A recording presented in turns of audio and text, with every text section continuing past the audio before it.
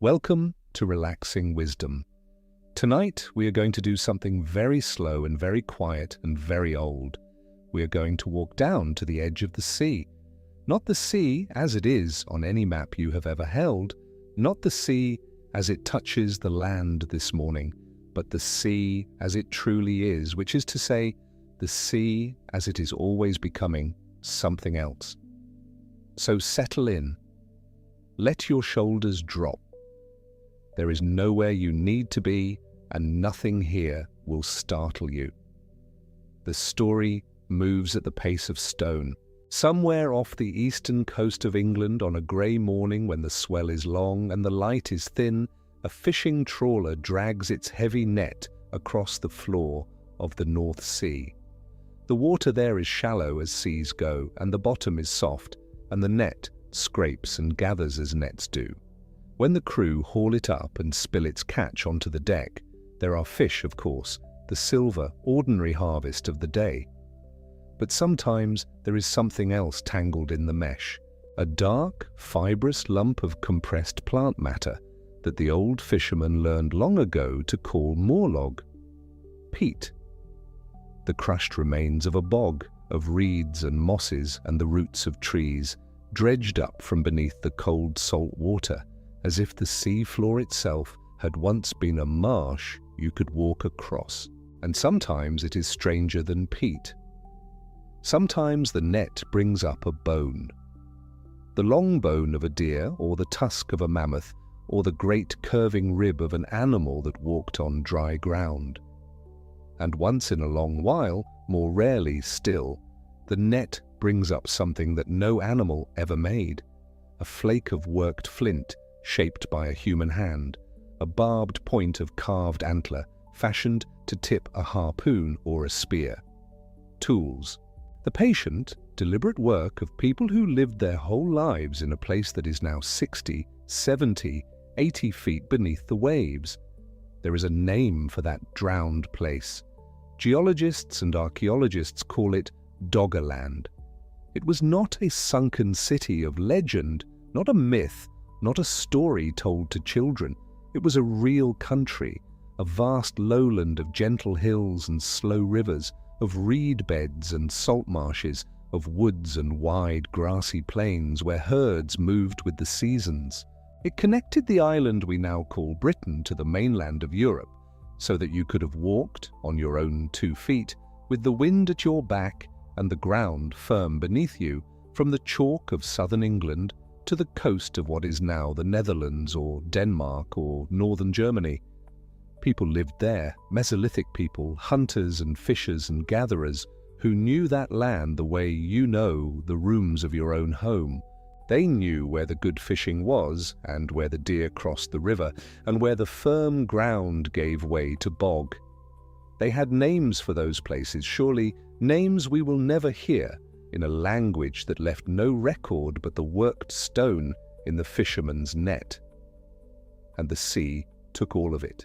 Now here is the first quiet question, and it is the question this whole long night is built around. How could that happen?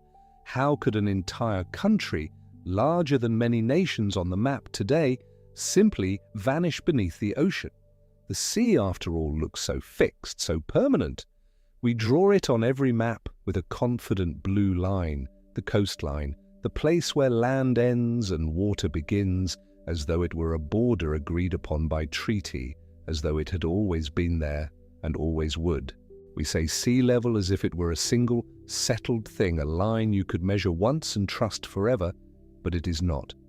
And the deeper truth, the truth we will sink into slowly over the hours ahead, is that there is no such thing as sea level. Not one single, fixed, global sea level that holds true everywhere and for all time. The sea is not still, the land is not still, and the line between them, the coastline you can find on any map ever printed, is not a place at all.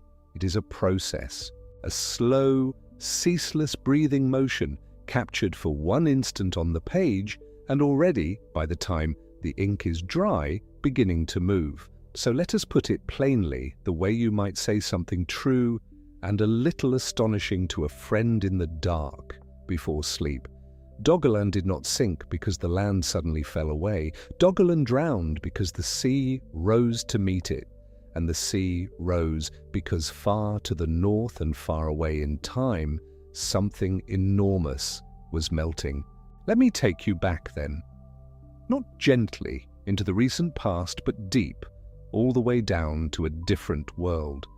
About 20,000 years ago, give or take a few thousand, the Earth was in the grip of what we now call the Last Glacial Maximum, the peak of the most recent ice age.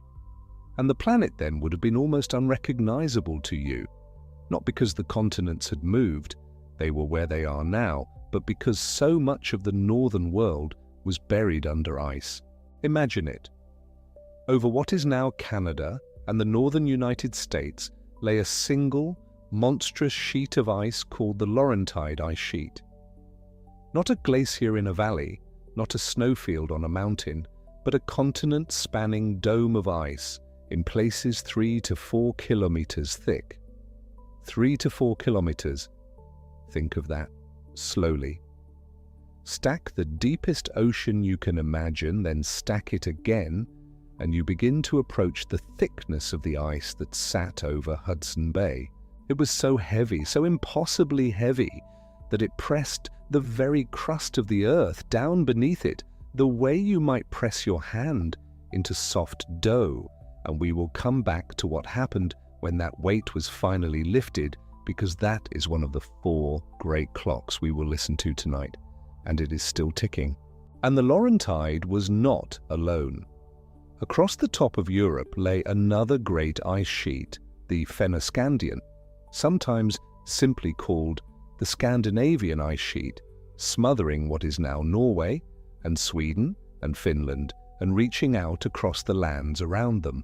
And in the south, around the bottom of the world, the Antarctic sheet was larger than it is today, and Greenland's ice was swollen too. The world was wrapped, top and bottom, in white. Now here is the thing to understand, the thing that turns the key. All that ice had to come from somewhere. Ice is frozen water, and the water that froze into those colossal sheets did not appear from nothing. It came out of the ocean. Year after year, for thousands of years, snow fell on the high, cold lands and did not melt in summer and packed down into ice, and that ice was water that had once been part of the sea. The clouds carried it up from the ocean and dropped it on the ice sheets, and there it stayed, locked away, frozen solid for tens of thousands of years. And so slowly, over the long descent into the Ice Age, the ocean drained. Not all at once, not dramatically. Just a little lower each century, the tide line creeping outward, the beaches reaching a little further, generation after generation, until the sea stood about 120 meters lower than it stands today. 120 meters. In some of the deeper compilations, the figure reaches down toward 134 meters at the very lowest, but let us hold to the most cited number and say simply about 120 meters lower than now. Let that sink in for a moment in the quiet. 120 meters is roughly the height of a 40-story building. Picture standing on the shore today, at the line where the waves wash the sand. Now imagine the water pulling back and back and back, exposing the sea floor mile after mile of it, until the new shoreline lay so far out that the old one was the height of a skyscraper above it. That is how much water the ice ages took from the sea and stored in the cold. And when the sea fell that far, the land grew. Everywhere around the world, the shallow margins of the continents, the gently sloping shelves that today lie just beneath the waves, rose up dry into the air. The North Sea, which is shallow, simply ceased to be a sea at all across much of its breadth and became Doggerland, that lowland country of reeds and rivers where the Mesolithic people made their home. The English Channel, which separates Britain from France with grey, choppy water, was dry. You could have walked it. The White Cliffs and the French coast were not facing each other across the water, but were two rises of higher ground in one continuous land. Britain was not an island, it was a peninsula, a far western corner of Europe that you could reach on foot. And it was not only here. On the other side of the world, between the eastern tip of Siberia and the western edge of Alaska, where today the cold waters of the Bering Strait divide Asia from the Americas, there was no strait at all. There was land, a wide exposed plain that we now call Beringia, the Bering Land Bridge, though it was less a bridge than a broad country in its own right. Across it, in the long centuries of low sea, animals walked and people walked behind them, and so it was that human beings following the herds first crossed from the old world into the new, into a continent where no one had ever set foot. All of it made possible because the sea had drawn back and laid a path of dry land where now the cold ocean rolls. And in the warm, shallow waters of Southeast Asia, where today thousands of islands scatter across a turquoise sea, there was once a single great landmass, Sundaland, joining Sumatra and Java and Borneo to the Asian mainland, one of the largest tracts of land ever swallowed when the waters rose again. Whole worlds, whole countries with no names we will ever know, exposed when the ice locked the water away, and drowned again when it melted.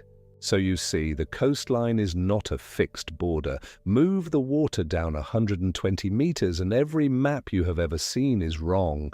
The continents swell, the islands join hands, the seas shrink into lakes, and land you could never imagine appears where now there is only water.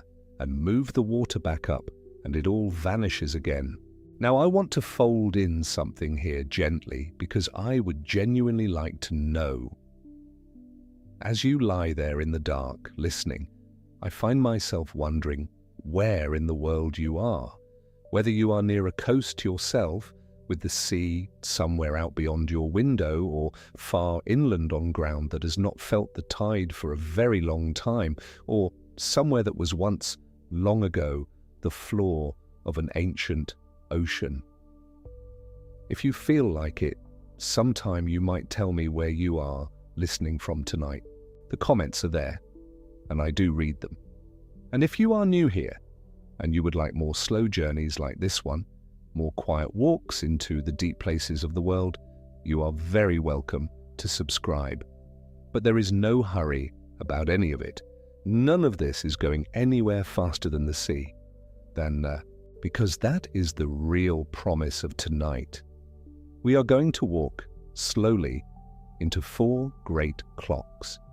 4 slow rhythms that together explain why no coastline you can name is permanent, why every shore on every map is only a single, frozen frame of a film that has been running for hundreds of millions of years. The first clock is the great clock of the ice ages themselves, the rise and fall of the whole ocean as the ice sheets grow and melt, the rhythm that took the sea down 120 meters and then gave it all back. The second clock is the slow rebound of the land. The way the crust, pressed down for so long beneath the ice, is even now 10,000 years later, still rising back up, lifting whole regions out of the sea a few millimeters each year. The third clock is the sinking of the land, the way certain coasts and great cities are quietly going down, pulled beneath the water faster than the ocean itself is rising. And the fourth clock is the deepest of all, the slow clock of the rock, in which every old shoreline, every advance and retreat of the sea across hundreds of millions of years is written into stone, stacked layer upon layer, a logbook of vanished coasts that geologists have learned, patiently, to read. We will take them one at a time, slowly, with no hurry at all. And by the end you will understand, not as a fact you have memorized, but as a feeling you carry, why a coastline is not a place but a process, and why the line on the map is only a temporary truce between a moving sea and a moving land. But before we go down into the mechanism, into the why of it, let me give you the single idea that holds the whole night together, the spine of it. Because once you have it, nothing about the sea will look the same again. There is no single sea level. Say it slowly to yourself in the dark. There is no single sea level. We talk as though there were one number, one height, one line that the whole ocean obeys. The same in Cornwall as in California, the same in your lifetime as in your grandmother's, but there is not. And to understand why, you only need to hold two ideas apart in your mind, gently, the way you might hold two smooth stones, one in each hand. The first idea is what scientists call eustatic sea level. That is the global picture. The total amount of water in all the oceans of the world set against the shape and size of the ocean basins that hold it. Think of it as the water in an enormous bathtub. When the ice ages lock water away in the great ice sheets, the level of water in the bathtub falls everywhere at once, all around the world. When the ice melts and the water runs back into the sea, the level in the bathtub rises everywhere at once. Eustatic sea level is the bathtub's water. It is the global signal, the grand average, the total. The second idea is what scientists call relative sea level, and this is the one that actually matters to you, to a person standing on a particular beach, in a particular place. Relative sea level is not the global average at all. It is what the sea is doing right here against this particular piece of land. And here is the crucial thing, the thing that the popular telling almost always gets wrong. Relative sea level is the eustatic level, the global bathtub, plus or minus whatever the land beneath your feet happens to be doing, because the land is not still either. In some places the land is rising, in some places the land is sinking. And so the very same global rise of the sea, the very same amount of water added to the bathtub, will flood one coast and leave another high and dry, depending entirely on whether that particular land is going up or going down to meet it. This is the whole secret. This is why there is no single sea level. The bathtub has one water level, yes, but the bathtub also has a floor that is rising in some places and sinking in others, tilting and warping with infinite slowness. And so the depth of water against any given spot is the running difference between two motions, the sea moving and the land moving. A coastline is simply the line drawn fresh every instant where those two motions happen just now to meet. Hold on to that gently and let it carry you. Eustatic, the global ocean; relative, the local truth. The difference between them is the whole story of why your map is only temporary. Now let us go back to Doggerland one last time before we move on, because now you have the idea that lets you truly see what happened there. 20,000 years ago, at the peak of the ice, the eustatic sea level was about 120 meters lower than today. The global bathtub was drained, and so the shallow floor of the North Sea stood high and dry, a green and living country. The Mesolithic people who lived there did not think of it as low ground that might one day flood. They thought of it as home, solid and certain, as you think of the ground beneath your own bed. But far to the north, the great ice sheets had already begun, slowly, to melt. The world was warming as it does in the long swing of the Ice Age clock. And as the Laurentide and the Fennoscandian and all the rest gave up their frozen water century by century, the bathtub began to fill. The eustatic level rose, not in a rush, not as a wall of water, but as a tide that never quite went all the way back out. Each generation, the sea was a little higher than the one before. The salt marshes crept inland, the fishing grounds shifted, the low places flooded first, and then the slightly higher places, and the people would have moved, slowly, retreating before a sea that gained a little ground with every lifetime, until the great plain of Doggerland was reduced to a scatter of low islands, and then to a few stubborn rises of higher ground, and then to nothing at all. And there was, near the end, one more blow. Around 8,200 years ago, off the coast of Norway, a vast section of the underwater continental slope gave way. A submarine landslide, enormous, sliding down into the deep, and we call it the Storegga slide. When that much earth moves that suddenly beneath the sea, it shoves the water above it, and that shove becomes a wave, a tsunami, racing outward across the North Sea. By then, Doggerland was already mostly drowned, reduced to its last low islands, its final lowland holding out against the rising water. And the Storegga wave swept across what remained. Whatever low ground was left, whatever final island the last of the people might have clung to, the wave would have gone over it. It was, in a sense, the sea's last word on a country it had been patiently swallowing for thousands of years. And so the trawler's net, on that grey morning, comes up with the moor log and the bones and the worked flint, the scattered remnants of a world that the rising sea took back. Not because the land was cursed, or because the sea was angry, but because the great Ice Age clock had turned, the ice had melted, the eustatic level had climbed, and the relative sea level on that gentle low ground had risen until the ground was gone. That is the first clock, and we have only just begun to hear it, the rise and fall of the whole ocean, paced by ice. 120 meters of water taken away and then given back, drowning whole countries, joining and parting continents, redrawing every map again and again. But what makes the ice come and go in the first place? What sets the rhythm of the ages, the great slow heartbeat that swings the sea up and down by the height of a skyscraper? There is an answer, and it lies not in the earth at all, but in the sky, in the slow wobble and tilt and stretch of our planet's path around the sun. That is where we will go next, gently, into the deep machinery of the ice ages. But for now, just rest with the picture of it. The shallow grey sea off the coast of England, and beneath it, in the dark and the cold, the peat and the bones and the careful stone tools of a vanished people. A whole country under the water.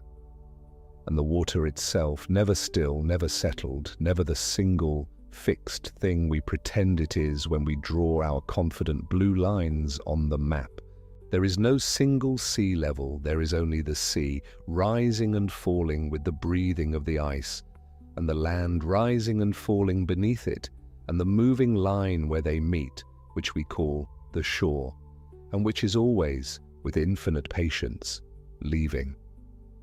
Let the wisdom settle soft. The rest will come on its own. The question of what makes the ice come and go reaches deeper than the ice itself. It reaches all the way up, past the clouds and the atmosphere, past the thin envelope of air that we breathe, out into the darkness of space, where the earth moves around the sun on a path that is not fixed, not circular, not constant, but slowly, measurably, endlessly changing. The answer was worked out in its broad shape by a Serbian mathematician named Milankovitch in the early 20th century, and confirmed with stunning precision half a century later when the deep-sea sediment cores came up from the ocean floor, holding their long, cold record of everything the ice had ever done. What Milankovitch understood is that the Earth's relationship to the sun shifts on 3 separate rhythms, 3 distinct wobbles and stretches, and that those rhythms, layered on top of one another like the voices in a slow chord, pace the great advances and retreats of the ice, and therefore pace the rise and fall of every shore. The first rhythm is the shape of the orbit itself. The Earth does not travel around the sun in a perfect circle. It travels in an ellipse, and that ellipse breathes. Over a cycle of roughly 100,000 years, the orbit slowly stretches out into a more elongated oval, and then relaxes back towards something closer to round, and then stretches again. Astronomers call this eccentricity, from the Latin for off-center, and it determines how much the Earth's distance from the Sun varies over the course of a year. When the orbit is more circular, the difference between summer and winter is modest. When it stretches into a deeper ellipse, the variation grows. This is the longest of the three rhythms, beating once every 100,000 years or so, and it is the one that has dominated the pacing of ice ages over the last million years or more. The second rhythm is the tilt of the Earth's axis. The axis is not straight up and down relative to the orbital plane. It leans, and that lean nods back and forth over a cycle of roughly 41,000 years. The technical term is obliquity. When the axis tilts more steeply, the high latitudes receive more intense summer sunlight, and also darker, colder winters. The contrast between the seasons sharpens. When the tilt moderates, the seasons mellow. A steeper tilt tends to drive ice away. A shallower tilt tends to let it build, because the key variable is not how cold the winters are, but how cool the summers are. Ice accumulates over winter everywhere. What determines whether a glacier grows or shrinks is whether enough snow survives the summer to add to the pile. Cool summers are what let the ice sheets advance. The third rhythm is precession, the slow wobble of the Earth's axis itself as it spins, like the wobble of a gyroscope winding down, though the Earth is not winding down but simply responding to the gravitational tug of the Moon and the Sun on its equatorial bulge. The axis traces a slow circle in the sky over roughly 23,000 years. Right now, the axis points toward the star we call Polaris, the North Star. In about 11,000 years, it will point somewhere else entirely. What matters for the climate is not where the axis points in the sky, but when in the year the Earth is closest to the Sun. Because of precession, the month of closest approach, what astronomers call perihelion, slowly migrates around the calendar over those 23,000 years. At the moment, we are closest to the Sun in early January, deep in the Northern Hemisphere winter, which actually moderates our winters a little and softens our summers. 12,000 years ago, it was the other way around. These three rhythms, eccentricity at roughly 100,000 years, obliquity at roughly 41,000 years, precession at roughly 23,000 years, do not drive the ice ages on their own. The direct change in total solar energy they cause is surprisingly small, not enough by itself to account for glaciation. What they do is shift where and when sunlight arrives, particularly how much reaches the high northern latitudes in summer, and the climate system amplifies those shifts enormously through feedbacks. Ice reflects sunlight and cools the world. Water vapor, greenhouse gases, and ocean circulation all respond and carry the original signal into something global and enormous. The astronomical forcing is the heartbeat. The Earth's own systems are the resonance that turns a small pulse into a great wave. For a long time after Milankovitch proposed these cycles, the geological evidence was not conclusive enough to confirm them beyond doubt.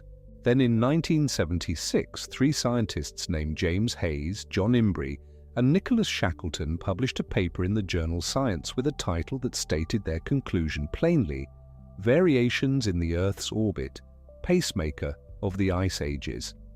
They had analyzed the sediment record from long ocean cores and found, encoded in the chemistry and the microfossils, exactly the periodicities that Milankovitch had predicted. The 100,000-year rhythm, the 41,000-year rhythm, the 23,000-year rhythm, all there, all matching, all running simultaneously in the record of ice and sea and time. The shore had been keeping the beat for millions of years, and the score was written in the shells of tiny creatures on the seafloor.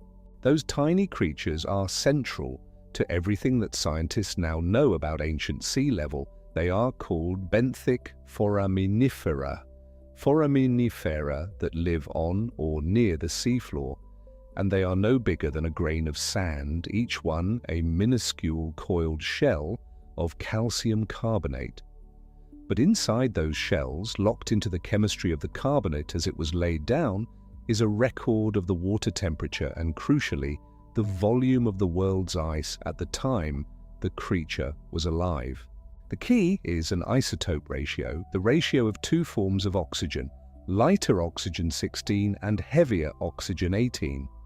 When water evaporates from the ocean and falls as snow to build an ice sheet, it takes the lighter oxygen preferentially, because lighter molecules move a little faster and escape into the air a little more easily. That means the ice sheets preferentially store oxygen-16, leaving the ocean water slightly enriched in oxygen-18. The benthic foraminifera record that enrichment in their shells. More ice on land means more oxygen. 18 in the ocean means a higher ratio in the shells. Less ice means the ratio drops. Scientists measure this ratio, written as delta 18O or D18O in cores drilled from the deep sea floor, and the result is a continuous curve running back through time that tracks with remarkable fidelity the waxing and waning of the great ice sheets and the corresponding rise and fall of the sea. The canonical reference for the last 5.5 million years is something called the LR04 stack, put together by Lorraine Lisiecki and Maureen Ramo and published in 2005, which combines the oxygen isotope records from 57 sediment cores from around the world's ocean basins into a single global average curve. 57 cores, hundreds of thousands of data points, millions of years of ice and sea and shore, all compressed into a single quiet graph that oscillates up and down like breathing. And what the LR04 stack shows is that the ice ages are ancient, recurring, and paced. The oscillations have been running for millions of years. They shifted character about 1.5 million years ago, during what is called the mid-Pleistocene transition, which unfolded roughly between 1.2 million and 800,000 years before the present. Before that transition, the dominant rhythm in the ice record was the 41,000-year obliquity cycle. After it, for reasons that are still being studied and debated, the dominant rhythm shifted to the 100,000-year eccentricity cycle, and the ice ages became longer and deeper, and the sea level swings became larger. The transition itself is one of the unsolved puzzles of climate science, a change in the planet's behavior that happened gradually and left its signature in the chemistry of the seafloor. A faint change in a quiet record that took decades of careful measurement to read. What the record shows when you read it across the last million years or so is something almost hypnotic in its regularity. A slow build-up of ice over tens of thousands of years, the sea gradually withdrawing, continents expanding, land bridges appearing, shorelines walking outward across the exposed shelves, and then a faster collapse, the sea flooding back, the ice surrendering its water in a pulse, the coasts retreating inland in thousands of years rather than tens of thousands. The asymmetry is real and characteristic. The ice sheets are slow to build and faster to fall. The sea creeps out over millennia and rushes back in over centuries and thousands of years. The shore's patience is not symmetrical. It retreats slowly and returns quickly. This asymmetry is part of why the story of the shore is not a simple pendulum but something more complicated, more organic.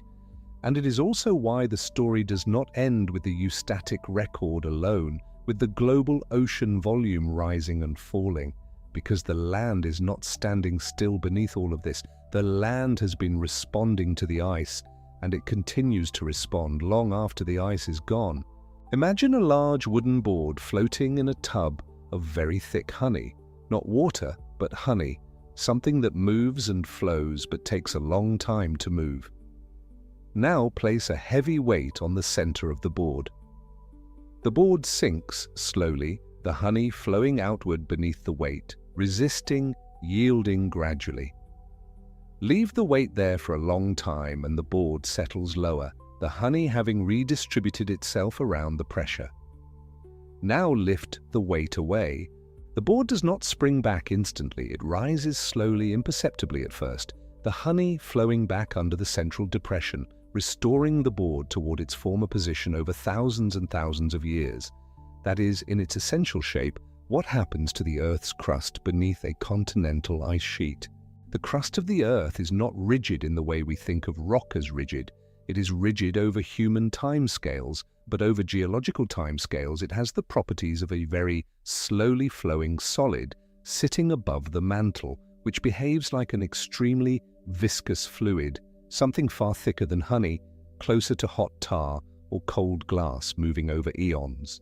The great ice sheets, the Laurentide pressing down on Canada and the northern United States with ice kilometers thick, the Fennoscandian sheet pressing down on Scandinavia and northern Europe, were enormous, almost incomprehensible weights distributed across millions of square kilometers of crust. Under that weight, the crust deflected downward. The mantle material beneath it was pushed aside, flowing slowly outward. Over the tens of thousands of years that the ice sheets persisted, the land under the ice sank the way a mattress sinks under a sleeping person, but enormously slowly and enormously deeply. At its center over Hudson Bay, the Laurentide ice sheet reached an estimated 3 to 4 kilometers of thickness, 3 to 4 kilometers of ice pressing down on the crust. The deflection that produced was correspondingly vast, and when the ice melted, beginning roughly 20,000 years ago and continuing for thousands of years afterward, the crust began the long, slow process of returning to its unloaded position. That process is called glacial isostatic adjustment, sometimes abbreviated to GIA or post-glacial rebound, and it is still happening. Right now, tonight, as you listen, the land is still rising in places where the ice was heaviest, still responding to a weight that was lifted away 10,000 years ago. Nowhere is this more clearly documented, more precisely measured, more visibly recorded in the landscape and in the culture than in Scandinavia. The Fennoscandian ice sheet covered the Scandinavian peninsula and extended across what is now Finland and into the Baltic Basin during the last glacial maximum. It was not as thick as the Laurentide at its deepest, but it was still enormous, and it pressed the land beneath it down by hundreds of meters. As it melted, the sea flooded in, the Baltic Basin was inundated, and the land began its slow recovery. What is measured today, using networks of GPS stations, tide gauges, and geodetic surveys that have been running for over a century, is that the land in northern Scandinavia is rising at rates that are extraordinary by geological standards. In the region around the northern Gulf of Bothnia, the narrow sea between Sweden and Finland, the uplift reaches up to about 8 or 9 millimeters per year. That is 8 or 9 millimeters every year, year after year, generation after generation, century after century, 8 or 9 meters per millennium. On the Swedish coastline of the Gulf of Bothnia, there is a stretch of coast called Höga Kusten, the High Coast, and it has been recognized by the United Nations Educational, Scientific and Cultural Organization as a World Heritage Site, specifically because of what post-glacial rebound has done to it and what it records. The coast there is dramatic, precisely because the land has risen so much, exposing ancient sea floors as dry rock, leaving old wave-cut terraces high on the hillsides, creating a landscape that records, in stone and topography, the slow emergence from beneath the post-glacial sea. The total rebound since the ice melted in that region is on the order of 285 meters, not 2.5 meters, not 28 meters. 285 meters of land reclaimed from beneath the sea, lifted slowly back into the air by the patient, unhurried response of the mantle to a vanished burden.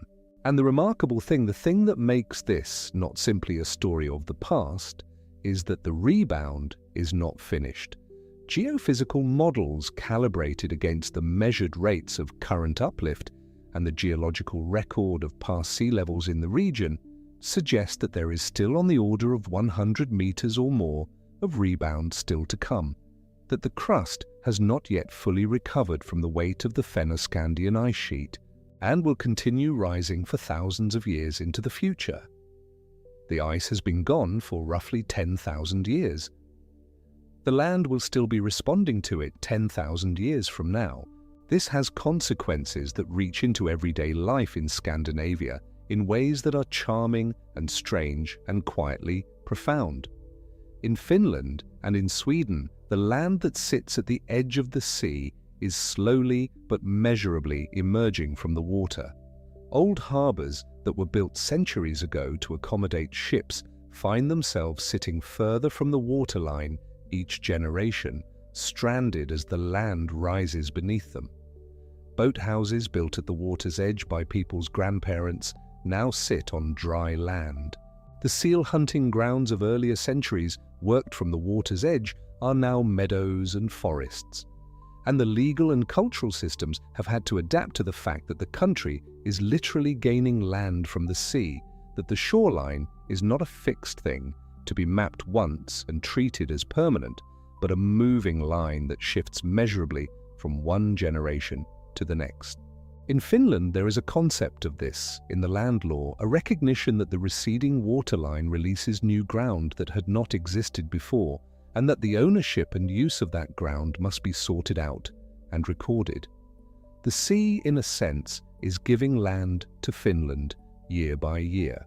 It is one of the very few places on Earth where a country's territory is measurably growing, not through political act or conquest, but through the slow rising of the rock beneath the sea, the millennial consequence of ice that has been gone since before the first cities were built.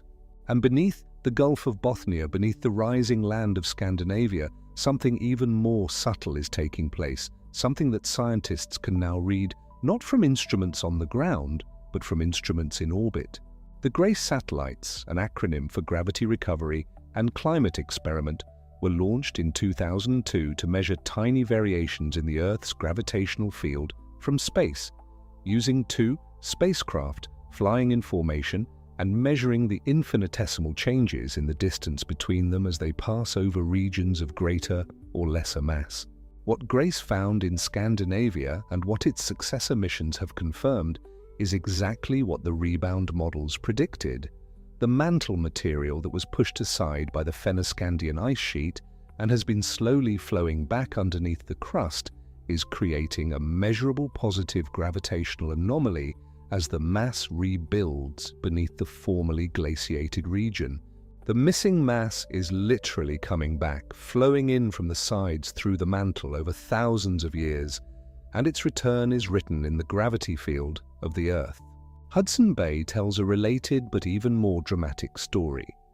Hudson Bay sits at the center of what was the Laurentide ice sheet, the place where the ice was thickest, where the depression of the crust was greatest.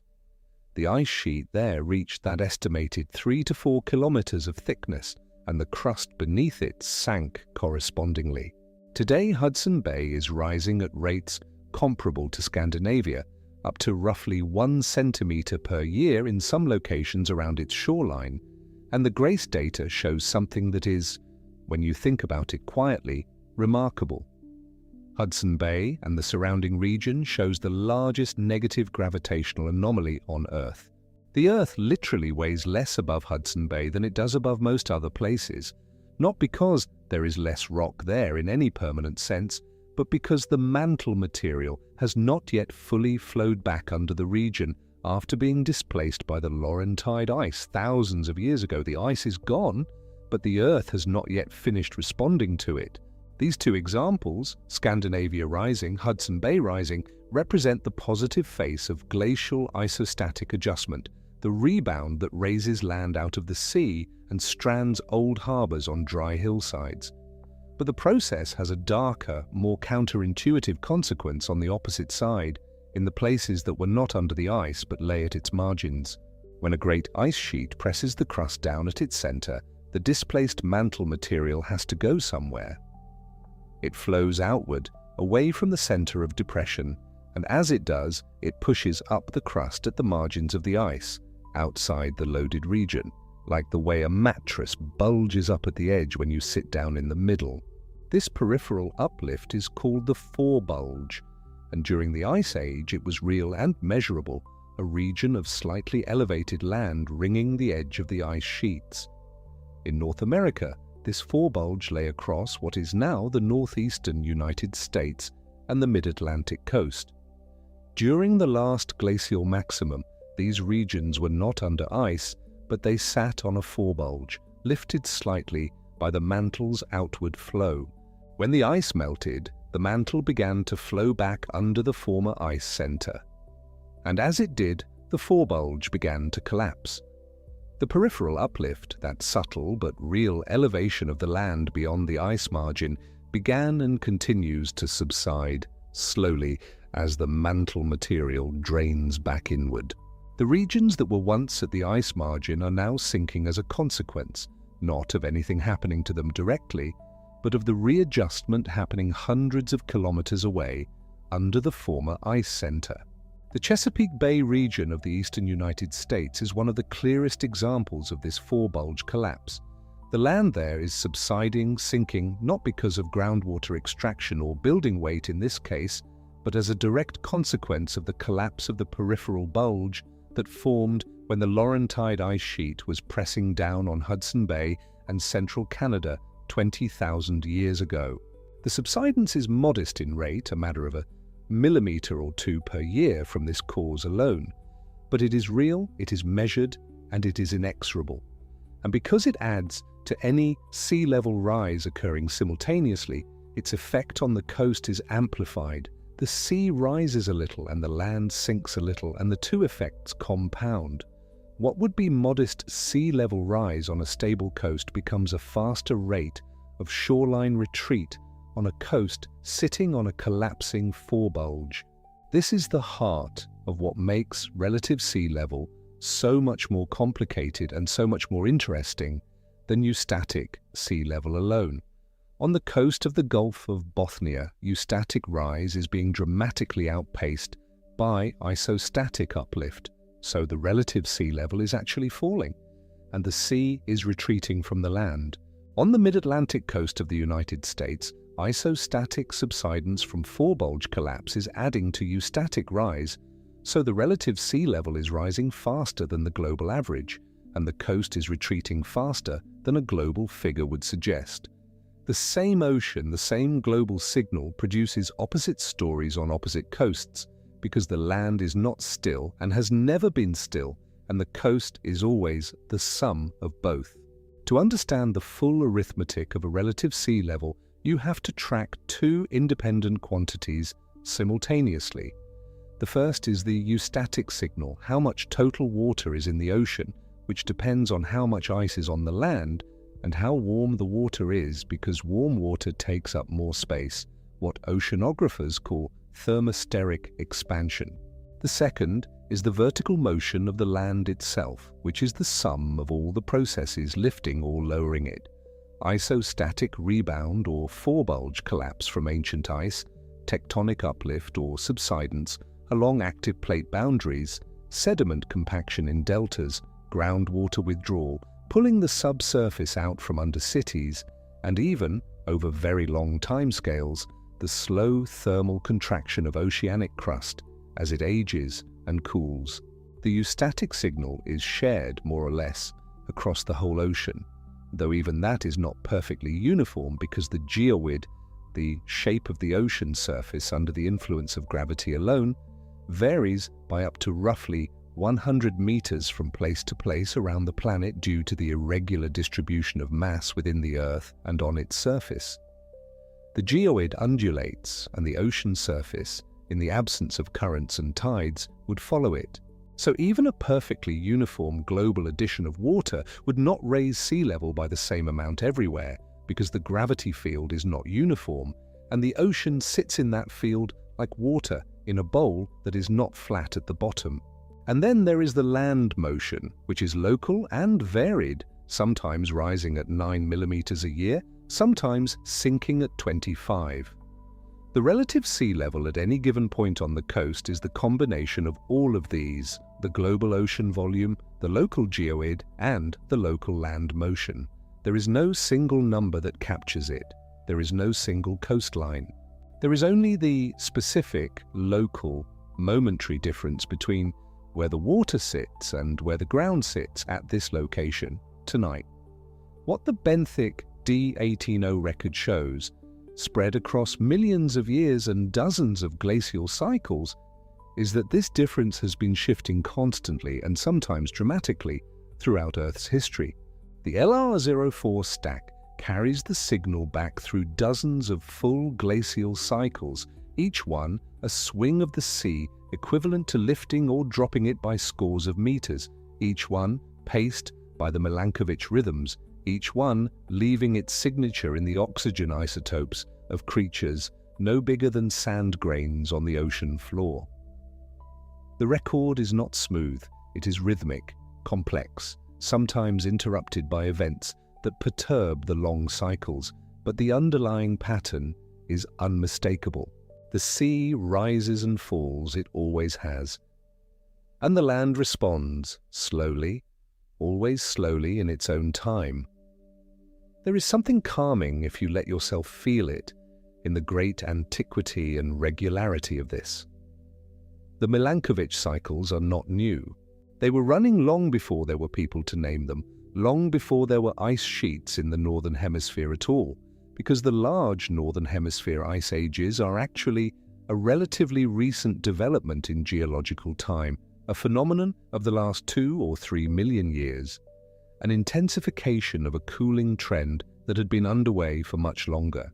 Before the Great Pleistocene ice ages, the world was generally warmer, the poles were not glaciated in the way they are now, and the sea level was correspondingly higher for long stretches of time. Sea level has not always oscillated around today's value. There have been times deep in the geological past when the world had no polar ice at all, and the sea stood far higher than it does today. There have been times when the ice was more extensive than now, and the sea stood lower. Today's shore is not the average shore, not the normal shore, not the shore toward which things naturally tend. It is simply tonight's shore, the product of tonight's ice volume and tonight's land position and tonight's temperature. The mantle does not hurry, it flows at rates that make a glacier look swift, rates measured not in meters per year, but in centimetres per year or millimetres per year or less. And yet over 10,000 years, over 100,000 years, over 1,000,000 years, those almost imperceptible flows accumulate into hundreds of meters of vertical motion, enough to lift a coastline out of the sea entirely or bury it beneath hundreds of meters of water. The Höga Kusten of Sweden, rising at 8 or 9 millimeters a year, will continue rising for thousands of years more, the mantle flowing patiently back under the crust, restoring what the ice compressed, returning what the weight took away. Hudson Bay, sitting over its missing gravity, its negative anomaly measured by satellites reading the faint tug of the mantle from orbit, will slowly fill as the mantle flows back inward. Not fill with water, but fill with mass, with the rock of the lower crust and the dense material of the mantle creeping back into the volume that the ice displaced. The bay itself will continue to shallow and shrink over geological time as the land continues to rise. The negative anomaly will slowly diminish, decade by decade, millennium by millennium, as the Earth readjusts itself to the absence of something that has been gone for 10,000 years. And the mid-Atlantic coast, the Chesapeake Bay country, will continue its slower sinking for thousands of years, the forebulge collapsing in the delayed echo of ice that never touched it, never sat above it, never pressed it down, but whose weight hundreds of miles to the north rearranged the mantle beneath it nonetheless. The ice reached out, even where it did not go, and its consequences reach forward, even after it has vanished. 20,000 years ago, and the land of coastal Virginia and Maryland is still answering. This is what it means to say that the coast is not a line, but a process. The coast is the surface expression of all of these clocks running simultaneously. The Milankovitch clock ticking out its 100,000-year cycles in orbital mechanics, pacing the ice, pacing the sea. The isostatic clock ticking out its 10,000-year responses in the slow flow of mantle rock, raising some shores and sinking others, and beneath them both, the deeper, slower processes of the planet's thermal history and its tectonic motion, which we will come to in their own time. The shore is not indifferent to any of it. The shore registers every change, absorbs every signal, moves in response to every force. A millimetre per year here, a centimetre per year there, outward in one place, inward in another, rising in Sweden, sinking in Chesapeake, and always, always changing, because the forces that make it are always changing, running on their own time scales, indifferent to our maps and our expectations and our preference for a world that stays where we drew it. Somewhere in the northern Gulf of Bothnia tonight, the water is a few molecules further from a rock that it was next to last year, not measurably to human senses, not visible to the eye, but recorded by the GPS networks and the tide gauges, the land having moved, the sea having stayed close to where it was, while the rock crept upward beneath it. A harbour sitting a little further from its boats than it was in the lifetime of the person who built it. A meadow that was once a seal hunting ground, quiet now, grass growing over what was once cold, shallow water.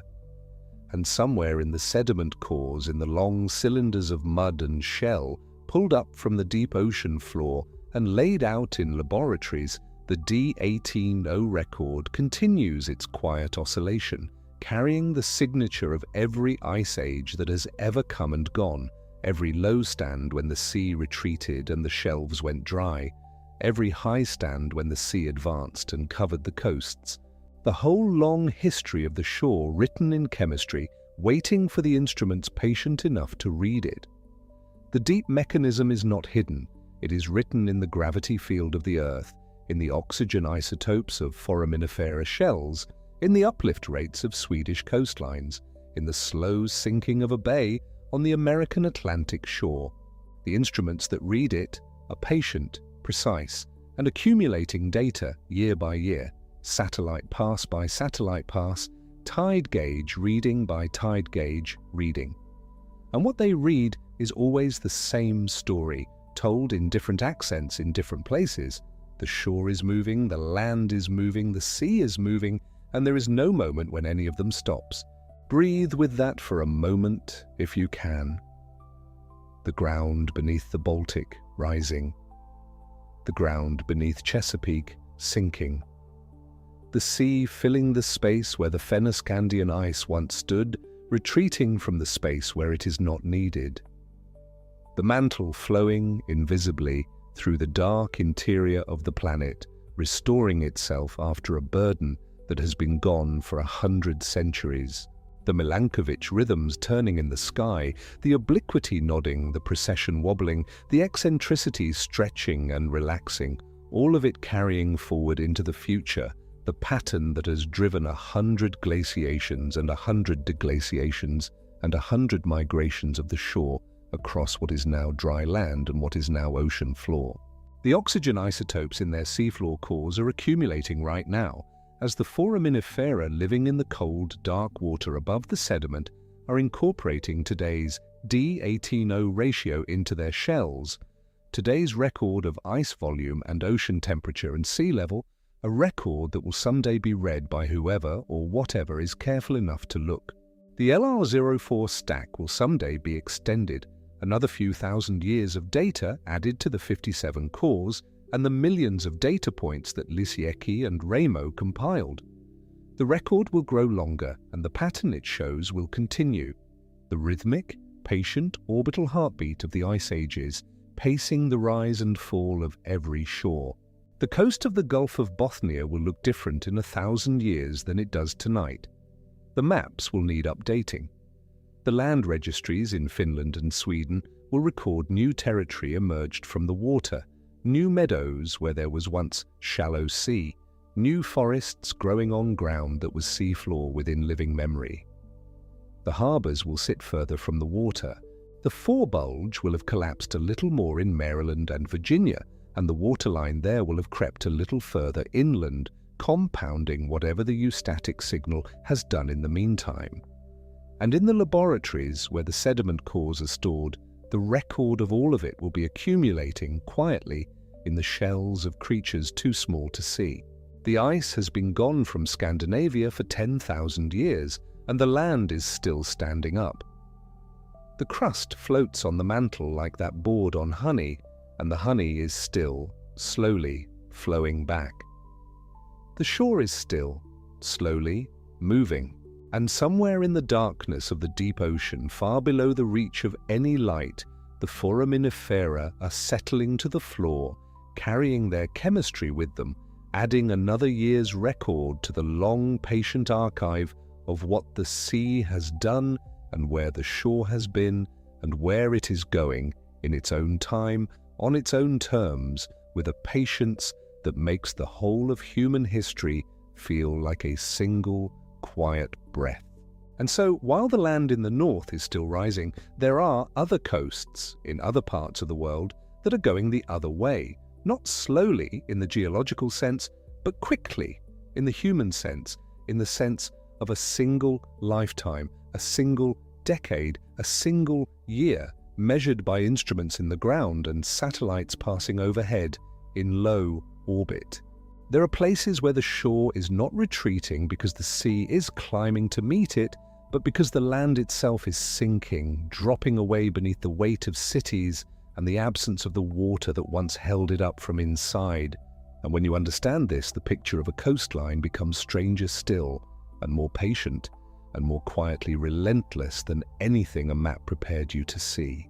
Jakarta sits on the northern coast of Java, facing the Java Sea, and it is, by almost any measure, one of the most dramatic examples on the planet of what happens when a city grows faster than the ground can hold it. The population of the greater metropolitan area runs into the tens of millions. The buildings are heavy, stacked one against another across a low coastal plain that was, not so many centuries ago, a delta of rivers and brackish marsh, built up from the sediment carried down from the mountains of interior Java and deposited, slowly and patiently across the centuries, in the way that all deltas are built, grain by grain, flood by flood, season by season. That sediment is young, it compacts easily, and beneath it, and beneath the clay layers below it, lie aquifers, great reserves of groundwater that formed over thousands of years as rain filtered down through the soil and into the porous rock. Those aquifers, for most of the 20th century, were the city's primary source of drinking water. Wells were sunk, pumps were run, the water was pulled up, and the ground, deprived of the pressure that had been holding it from below, began, almost imperceptibly at first, and then with gathering speed, to fall. What the geodetic surveys recorded over the decades since was not gradual in any comforting sense. Parts of northern Jakarta have subsided by something in the range of 2.5 to 4 meters over recent decades. Think of that not as a statistic, but as a physical fact. The ground under certain neighborhoods is now meters lower than it was when their grandparents were young. In the fastest sinking areas, the rate has been measured at up to roughly 25 centimetres in a single year. That is not a geological rate. That is not the patient rate of Scandinavia rising 9 millimetres in a year and requiring 10,000 years to account for what it has done. 25 centimetres per year is fast enough to see in the way that erosion on a crumbling clifftop is fast enough to see, in the way that a slow flood is fast enough to see while it is happening to you. The seawall protecting the bay in front of the city now stands in places not above the land it defends but below the level of the land behind it, which has sunk so far that the wall is inadequate, and floods move not only from the sea over the wall, but through the wall, through cracked infrastructure, through saturated soil. The mathematics of the situation have a kind of inexorable quality that planners and engineers and government officials have had to confront directly, without the comfort of pretending it is someone else's problem or someone else's century.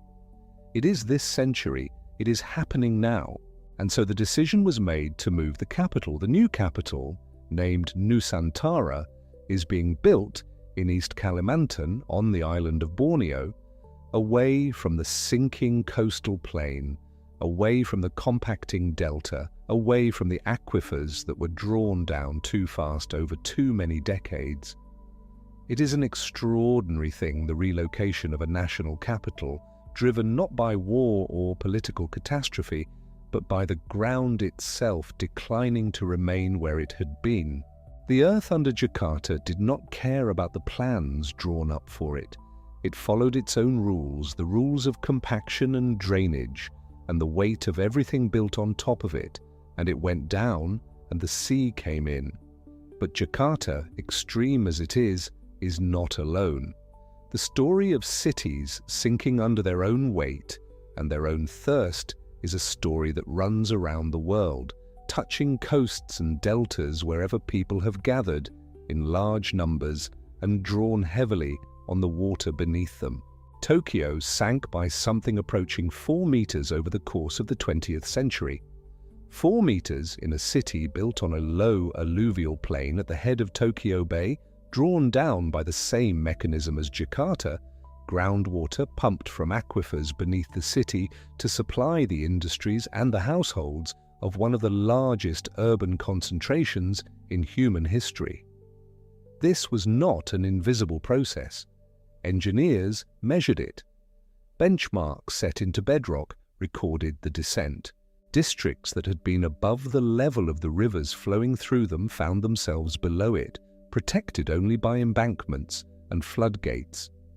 The city built a system of tunnels and holding chambers beneath its streets, structures of enormous scale designed to capture the surge of floodwaters before they could overwhelm the low-lying neighborhoods that the sinking ground had made so vulnerable. Regulations on groundwater extraction were eventually tightened, and the rate of subsidence slowed. But the 4 meters are not coming back. The ground that fell does not simply rise again when you stop pumping.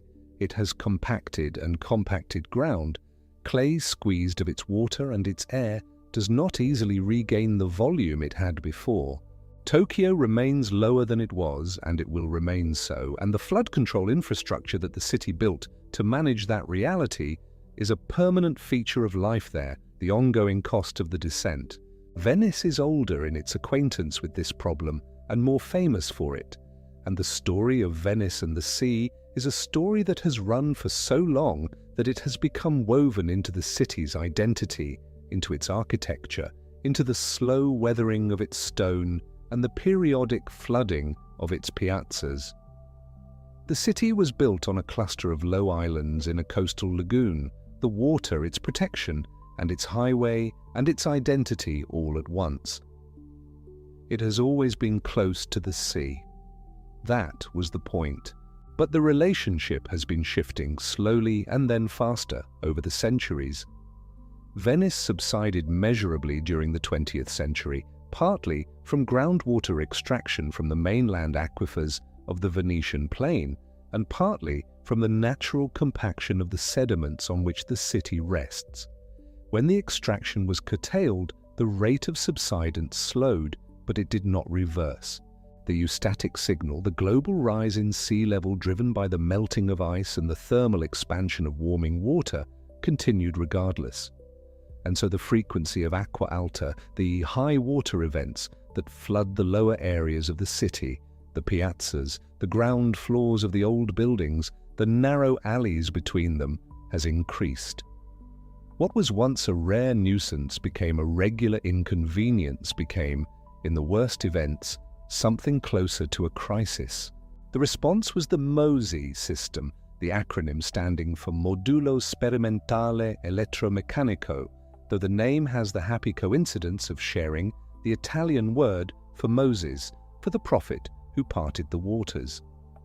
The Mose barriers are a set of hollow metal gates hinged at the bottom of the 3 inlets through which the Adriatic communicates with the Venetian lagoon. In normal conditions, the gates lie flat on the seafloor, filled with water, invisible and inert. When a high water event is forecast, compressed air is pumped into the gates, displacing the water, and they rotate upward on their hinges, rising from the seafloor to stand across the inlets, sealing the lagoon from the sea for the duration of the event, and then sinking again when the tide has passed. The system took decades to design and build and was controversial throughout its construction, expensive, subject to delays and engineering revisions and concerns about its long-term effectiveness as the sea continues to rise. But it works. in the sense that it can hold the water back, for now, under current conditions. Whether it will continue to work as those conditions change is a question that sits quietly at the edge of every conversation about Venice and its future. And the thing about Venice, the thing that connects it to Jakarta and to Tokyo and to the other sinking cities of the world, is that the city itself did not decide to sink. Nobody chose it. The ground went down because the water was removed from beneath it, because the sediments compacted under the weight of the buildings, because the sea is rising, and because the intersection of all those things in one place at one time created a situation that no amount of civic pride or engineering ingenuity can simply undo. The physics do not negotiate. They accumulate and compound and continue. And then there are the deltas. The great river deltas of the world are among the most paradoxical landforms on the planet because they are land in the process of becoming, and they are land in the process of being lost, simultaneously and continuously. A delta exists because a river carries sediment, the ground-up material of mountains and riverbeds and floodplains, all the way from the interior of a continent to the coast, and at the coast, where the river's velocity drops and it can no longer carry its load, the sediment falls, it builds up, it extends the land outward into the sea. It creates new ground year by year, flood by flood, the way a slow and patient hand might build a sandcastle against the tide, always a little ahead, always making something where there was water. But the new ground is also heavy, and the sediment beneath it is soft, and it compacts, and the whole delta rests on a foundation of older, deeper sediment, which also compacts under the weight of everything above. And the sea is right there, pressing against the edge of it. A delta is, by its nature, a precarious arrangement. It exists only as long as the river brings enough sediment fast enough to outpace the compaction and the encroachment of the sea. Take the sediment away, and the balance shifts. The delta begins to lose. The Mississippi River Delta is one of the most closely studied examples of this loss. New Orleans sits in the delta, much of the city lying below sea level, held above the water only by a network of levees and pumping stations that work constantly to keep the water out and to drain the rain that falls on the streets and rooftops of the city. The land under New Orleans is subsiding, both from the compaction of the deep sediment pile on which the delta rests and from the extraction of oil and gas from reservoirs beneath the surface. And the sediment supply that once fed the delta and helped maintain it has been dramatically reduced. The Mississippi River once flooded regularly across its lower plain, spreading sediment across the delta as it went, building the land up, replenishing what compaction and wave erosion took away. The levee system, built over more than a century to protect the cities and farmland of the lower river from those floods, keeps the river in its channel. It prevents the overbank flooding that was, for the delta, not a disaster, but a necessity, the mechanism by which the land was maintained. With the flooding controlled, the sediment no longer spreads across the plain. It is carried to the edge of the continental shelf and dropped into deep water beyond the reach of the delta, useless for building land. And the land deprived of that replenishment has been losing ground to the sea. The figures for Louisiana's coastal wetland loss are striking in the way that large, vivid numbers tend to be. A figure often cited in discussions of the problem is that Louisiana loses roughly a football field of coastal land every 100 minutes or so. The precision of that figure has been debated, and it is a communication statistic drawn from a complex underlying measurement, but the underlying reality it points to is not in doubt. The loss is real, and it is severe, and it is ongoing. Marshes that sheltered the interior of the delta from storms that provided habitat for an enormous range of species that were home to communities who had lived in them for generations have disappeared beneath the water. The coastline of southern Louisiana today is a lacework of open water and remnant marsh where there was once solid ground within the memory of people still living. The story of the Nile Delta is quieter, but structurally identical. For thousands of years, the Nile carried the eroded material of Central Africa northward to the Mediterranean, spreading it across a broad delta that was among the most fertile and densely inhabited agricultural land in the ancient world. The delta built itself out into the sea over millennia. Herodotus, in the 5th century before the Common Era, could observe the delta extending into the Mediterranean and remark that Egypt was the gift of the river, meaning that the land itself was created by what the river brought. And he was right, in the geological sense. The delta is the river's gift to the land, but the Aswan High Dam changed the terms of that gift. Completed in 1970, the dam captures the sediment that once flowed north and deposits it in the reservoir behind it, Lake Nasser, far upstream of the delta. The water still flows north, the sediment does not, or not in the volumes it once did, and the delta, deprived of its replenishment, has been retreating. The sea has been eating into the coastline of the Nile Delta steadily since the dam was completed. The land that the river built over thousands of years is being reclaimed by the Mediterranean at a rate that is, in geological terms, very fast, and in human terms, fast enough to matter now. The fate of deltas, then, is tied not only to the sea level but to the rivers that feed them, and to what human decisions have done to those rivers. Dam the river, and you dam the delta's future. The two things are connected in a chain that runs from the mountains where the rain falls to the coast where the land meets the water, and intervening anywhere along that chain has consequences at the end of it. There is another mechanism of sea level rise that works not by moving ice or by sinking land, but simply by making the water take up more room. When you heat a liquid, it expands. The molecules move faster, they spread out, they occupy more volume. The ocean is no exception to this rule. As the water warms, it expands, and because the ocean is vast, even a small change in temperature produces a significant change in volume, and that change in volume expresses itself as a rise in the surface of the sea. This is called thermosteric rise, and it is a component of the present-day sea level change that is distinct from the melting of ice, driven not by the removal of water from ice sheets and glaciers, but by the response of the existing water to the addition of heat. The word thermosteric is worth sitting with for a moment. It comes from the Greek for heat and for solid, which together suggest the paradox of a warming that causes a kind of swelling. The ocean does not become less solid when it warms, but it becomes less dense. It takes up more space and the surface rises as a result. The halosteric component, the change driven by salinity, is smaller but also real because saltier water is denser and fresher water is less so.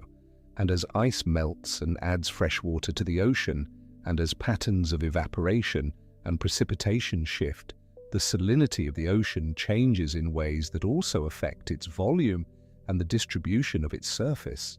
And then there is the geoid. The geoid is one of those concepts that sounds technical and turns out to be one of the stranger and more beautiful truths about the planet we live on.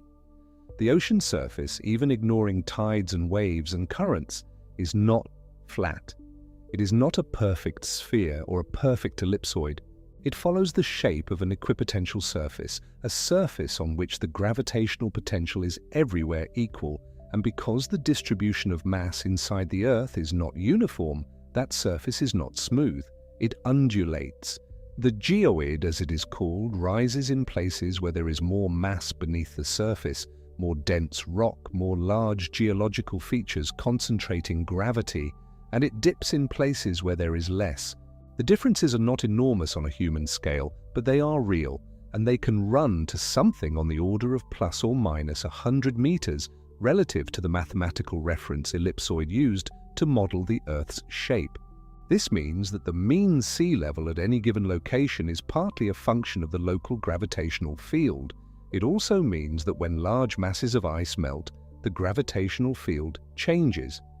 The great ice sheets of Greenland and Antarctica exert a gravitational pull on the water around them, drawing it toward them, raising the sea surface near the ice. When ice melts and flows into the ocean as water, that gravitational pull diminishes. The water that was drawn toward the ice is, in a sense, released. It flows away.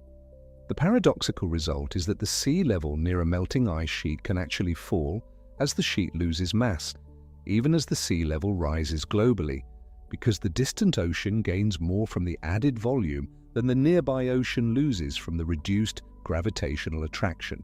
The fingerprint of this effect has been calculated for Greenland and Antarctica separately, and it means that the geography of sea level rise is not uniform, that some coastlines receive more than the global average and others receive less, depending on their position relative to the sources of the melt. None of this appears on any map. The map shows the coastline as it is today as a line, as a fixed thing. The geodetic and oceanographic complexity beneath that line is invisible to anyone who is not looking for it. And while all of this plays out on the coasts of the sinking world, on the coastlines of Jakarta and New Orleans and Venice and the Nile Delta, something very different is happening in the north. In Finland and Sweden, along the shores of the Gulf of Bothnia, the ground is rising out of the sea.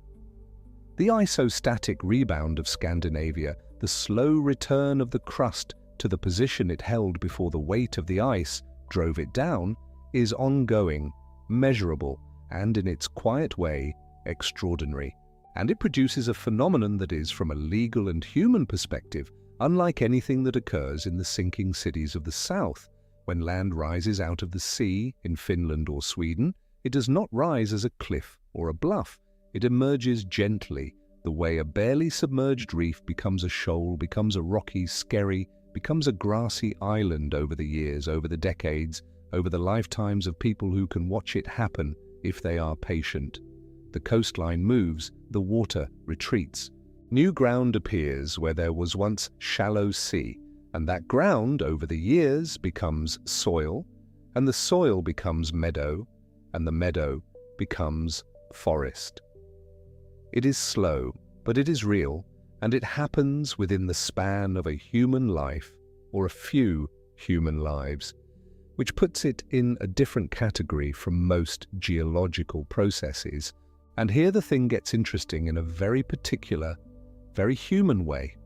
In Finland and Sweden, the land that emerges from the sea belongs to someone, or rather, the question of who it belongs to has had to be addressed by law because it keeps emerging, and because land is a valuable thing, and because the people whose property borders the sea find generation by generation that their property border has moved. In Finland, the legal principle that has developed over centuries holds that land emerging from the sea belongs to the owner of the adjacent shore. A farmer whose field ends at the waterline watches over the years as the waterline retreats, and the new land between the old shoreline and the new one becomes, by law, part of the farm. New meadows, new forests, new hectares of what was once seafloor, granted by the slow, patient machinery of the Earth's interior to whoever was standing at the edge when it came up. This is not a metaphor or a legal fiction. It is a documented reality written into Finnish and Swedish property law, accounting for the fact that the land here is not static, that the coast is not a fixed line, that the Earth here is not done with its rebound, and that property boundaries must accommodate a ground that is still, measurably and verifiably, rising out of the water. There are old harbours along the Gulf of Bothnia that sit today far from any navigable water. There are boathouses built to the water's edge in the 18th century that stand now in meadows dozens of meters from the shore that has retreated away from them. There are stone jetties and landing stages built to serve boats that can no longer reach them, stranded on rising ground. The high coast, the Högakusten, is the name given to the coastline of Sweden that shows this most dramatically. The coast designated as a UNESCO World Heritage Site precisely because it is the place on Earth where the post-glacial rebound is most visibly written into the landscape. Here, the ground has risen by something in the order of 285 meters since the ice left, and there are ancient strand lines, old beaches, high up on the hillsides that mark where the sea once stood before the land rose up beneath them and left them stranded far above the water. More rebound is still to come, perhaps another 100 meters over the millennia ahead. If the models are right, the mantle's still slowly delivering the crust back upward toward its equilibrium, on its own schedule, at its own pace. The contrast between this and Jakarta is stark enough to be almost surreal. On one side of the planet, a city sinks into the sea faster than any natural process could explain, driven down by the weight of human construction and the removal of the water that once held it up from below, and a nation responds by deciding to move its capital to higher, more stable ground. On the other side, a coastline slowly rises out of the sea, new land born from the water decade by decade, granted by geological patience to whoever farms its edge, and old harbours are left stranded in meadows like monuments to where the sea used to be. Both are the same planet, both are the same process, in a sense the same truth that the coast is not fixed, that the relationship between the land and the sea is always in motion, always governed by forces that predate any human presence on the shore. And between these two extremes, between the rising coasts of the north and the sinking coasts of the south, lies the rest of the world, every coast its own particular balance between these forces, its own local sum of eustacy and land motion and sediment and groundwater, and the slow thermal response of the water to the heat that has been added to it. Every coast its own version of temporary, its own version of the slow and patient migration that the shore has always been making. The tide gauge at Amsterdam, anchored to the Normaal Amsterdam's Peel, the reference elevation from which much of northern Europe has historically measured its heights, has been recording the level of the sea at that location for centuries. The tide gauge at Brest, on the Atlantic coast of France, has a record stretching back into the 18th century. These are the oldest continuous instrumental records of sea level that exist, and they tell a story that is consistent with what the satellite altimeters have confirmed since 1993, since the Topex Poseidon mission began its passes, followed by the Jason series, measuring the height of the ocean's surface from orbit with a precision that would have seemed impossible to the people who built the first tide gauges. The sea is rising, at a rate currently somewhere in the range of 3.3 to 4 millimetres per year, and the rate itself is accelerating. 4 millimetres per year is, by geological standards, not a dramatic number. The isostatic rebound of Scandinavia is running at twice that rate or more, and the land of the high coast rose over 200 metres in 10,000 years, which works out to about 20 millimetres per year on average, faster even than today's sea level rise. By geological standards, the current rate of rise is within the range of what the planet has done before, has done many times before, in the transitions between ice ages and interglacials, when the great ice sheets collapsed and the meltwater rushed into the ocean. What is different about the present moment is not the rate, but the cause, and what is different about the cause is that it is happening outside the orbital rhythms that paced every previous transition, in the Milankovitch sense. The eccentricity and obliquity and precession of the Earth's orbit are not, at this moment in the cycle, calling for the warmth that is being added to the system. The warmth is being added by other means. But the sea does not reason about causes. It responds to heat, to ice volume, to the shape of the ocean basins, to the gravitational field of the planet.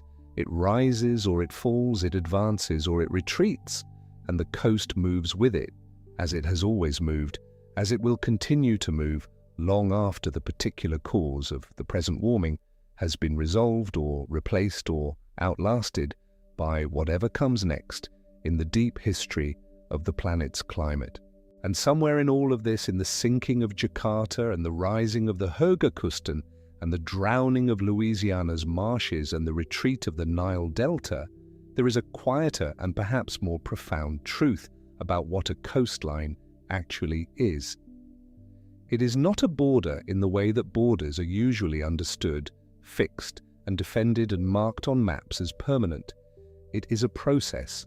It is the running answer to the equation that the land and the sea are always solving together, with every tide and every season and every century, with every millimetre of rebound and every degree of warming, with every river that carries its load to the shore and every dam that stops it.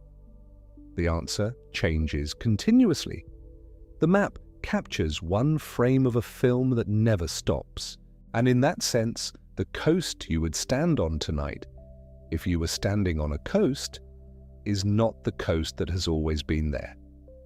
It is the coast that happens to be there now for this particular configuration of ice and water and land and heat for this particular moment in the planet's long conversation with itself about where the boundary between the solid and the liquid should be. Tomorrow the conversation will have moved on a little. In 1,000 years it will have moved on further. In 100,000 years it will look from a satellite like a different map entirely. The engineers who designed the Meuse barriers in Venice understood this at some level. They were not building a permanent solution. They were buying time, managing the transition, holding the current coastline in place a little longer against the forces that are, on their own slow schedule, moving it. The farmers of Finland's Gulf of Bothnia coast understand this too in their practical way, watching the waterline move back from their fields and the new meadows appear in its wake, understanding that the law of the land had to be written to accommodate a land that is not finished with its moving. And the engineers in Jakarta, who measured the descent of the ground beneath the city, understood it in perhaps the most urgent and human way of all, that the relationship between a city and its ground is not something you can take for granted, that the ground has its own requirements, and that when those requirements are not met, the ground does not wait. There is a particular kind of knowledge that does not come from looking out at the world, but from looking down into it. Not the knowledge you gather by standing on a cliff and watching the sea, nor the knowledge you assemble by reading tide gauges or watching satellite data unfurl across a screen, but the older, quieter kind that comes from reading rock, the way you might read a letter, written in a language you are only beginning to understand. The cliffs and roadcuts and riverbank exposures of this planet are not simply walls of stone, they are archives. And what they have been recording with a patience that makes any human institution look briefly and tenderly young is the history of every shoreline that has ever existed on this particular world. Geologists gave a name to the practice of reading those archives. They call it sequence stratigraphy, and the name is less dramatic than the thing it describes. To understand what sequence stratigraphy reveals, it helps to hold a simple image in mind. Imagine a landscape sloping gently down toward the sea. When the sea rises, it does not simply push inland and stop. It moves inland in a broad advance, flooding the lower ground first and the higher ground later, and as it moves, it deposits a particular kind of sediment, finer, deeper water material settling over the coarser sand and gravel of the old shoreline. Geologists call this a transgression, from the Latin for a crossing over, a stepping across a boundary, and when the sea then retreats, as it eventually does, it does the reverse. The shallow water and then coastal sediments settle over the deeper water ones, and the regression is written into the stack just as clearly. What sequence stratigraphy discovered, or rather confirmed with enough methodological rigor to build a discipline around, is that these advances and retreats do not happen once or twice. They happen dozens of times, layered atop one another, each cycle bounded above and below by surfaces that record the turn. The surface left behind when the sea falls to its lowest point is called a sequence boundary, and it is often marked by erosion, the exposed seafloor drying out, being weathered, sometimes carved by rivers that now cross what was recently the continental shelf. The surface left when the sea reaches its highest stand before it begins to fall again is called the maximum flooding surface, and it is often marked by the finest, most organic, rich sediment, the kind that was deposited in the deepest, quietest water, far from any beach. Between these two surfaces lies the whole story of one sea level cycle, the transgressive systems tract, where the sea was rising, the high stand, where it was high and slow, and the rivers were building deltas out into the flooded basin, and the low stand, the time of exposed shelves and stranded harbours and walkers crossing land that would later be seabed. A single cliff face, if you know what to look for, can hold 30 or 40 of these cycles, stacked as neatly as the pages of a book. The same point in space was, at different times, a shallow tropical lagoon, then an open marine shelf 200 meters deep, then a coastal beach, then a river delta, then a coastal beach again, then deep water once more. And each of those environments left its particular handwriting in the grain of the rock. The ripple marks of tidal shallows, the fine horizontal lamination of deep, quiet water, the cross-bedding of a migrating dune, the root traces of a coastal marsh. To stand at the base of such a cliff and look up at the alternating bands of limestone and shale and sandstone is to look at a record of shorelines that no map ever captured, because the maps had not been invented yet, and the people to draw them would not exist for hundreds of millions of years. The vocabulary that sequence stratigraphers developed for these ancient surfaces is worth pausing on because the words themselves carry a kind of calm authority. A high stand, a low stand, a transgressive systems tract, a parasequence, onlap and downlap, the geometric terms for how one set of sediment layers meets the surface of the previous ones at an angle, each a fingerprint of whether the sea was coming in or going out when those layers were deposited. Geologists reading a seismic section, where an image made by bouncing sound waves through kilometers of rock to map the buried layers, can identify these surfaces the way a reader identifies a paragraph break, and from them reconstruct the sea level history of a basin going back tens or hundreds of millions of years. In the 1970s, a group of researchers at Exxon Production Research Company, led by Peter Vail and his colleagues, attempted something ambitious with this new understanding. They compiled sequence stratigraphic data from sedimentary basins all over the world, and from it assembled a chart they called the Global Sea Level Curve, sometimes called the Vail Curve or the Exxon Curve. It plotted, across hundreds of millions of years of geological time, what the sea level of the world had done, the rises and falls, the high stands and low stands, the cycles nested within cycles. The result was a striking image, a wandering line that rose and fell across geological time like a long, irregular heartbeat, and it became one of the most reproduced and most debated charts in the history of Earth science. The debate was, and remains, genuine. The difficulty with the Vail curve is that while sea level signals are preserved in rock, so are tectonic signals, the subsidence and uplift of individual basins driven not by the global ocean, but by the movements of the crust beneath them. It is not always possible to separate the two. A sequence boundary that looks like a global sea level fall might, in a particular basin, be the product of local tectonic uplift rather than a worldwide ocean retreat. The Exxon researchers argued that when similar surfaces appeared in multiple basins around the world at the same time, that synchrony was strong evidence for a global eustatic cause rather than a local tectonic one. Critics replied that the global synchrony itself was difficult to establish precisely enough to be certain. The argument has been productive in the way that genuinely difficult scientific arguments tend to be, pushing the methodology toward greater rigor and the data toward more careful calibration.